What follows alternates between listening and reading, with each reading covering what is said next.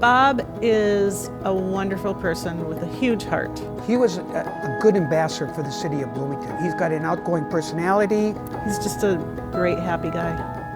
One of my buddies from high school said, Denny and Andy are looking for a guy. They need a guy. I talked to him, and next Monday I started, and that was November 4th of '74. Been here ever since. I was the daytime cleaning guy. I'd go off and come back at nights for high school games once they started and stuff, and move the nets, and eventually drive the Zamboni, and eventually start fixing the Zambonis, and one thing led to another, fixing the building, and then running the building. It's like just a whirlwind. Bob was a self-starter. We improvised. You know, he went through some duct tape. He cares more than anything about this building and the history of it. And he knows the history of this building inside and out, knows all the people that have ever come in the front door, I swear. You know, there's a whole group of people that grow up here. I mean, they come here, they start coming here, and they stay here, and this is their social life. From September to May, this is where they go. It's a big chunk of people's time. It's good to be able to be part of that. Everyone would eat lunch together, and we still do. It's just a little different with COVID. We'd always have White Castle Wednesdays. It's still very much a family type feel, and everyone cares for everyone else. We grew old here. We started out here pretty young, so we grew old here. So it's like a family. You know when their kids were born, you know when they went to their graduations and their weddings and all that kind of stuff.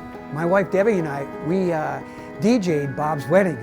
In 1985, you know, Denny, the manager, Denny May, says, you know what, why don't you take Saturday night show off, come in Sunday, and we'll do the show and we'll tear things down, we'll take a tear down. So I ended up meeting with some friends, and we went out to a bar, and I met my wife. So after working all these shows, Denny says, take one off, and I met my wife, and that was 1985, so we met May 4th and got married November 9th. 4 kids later, here we are, we're still going at it. Can't wait to spend more time with her. Our someday things, people have a bucket list, but I have a someday thing. I always had, someday we're gonna do this. There's a t-shirt shop in Ely, Minnesota, and it has the days of the week on the t-shirt, and on the bottom says, see, there's no someday. And we weren't out of that store 5 minutes, and I go, someday I'm gonna go back and get that t-shirt. And the kids are like, Dad, what did it say?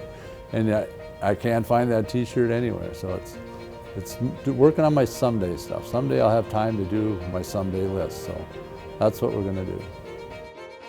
Kick it back and relax. You deserve it, big time. Bob, you know, I'm happy for you. I'm gonna miss Bob terribly. And I want him to come back and visit us all the time, because he's just a very kind soul, and he's a comforting person. Thanks for all the great memories.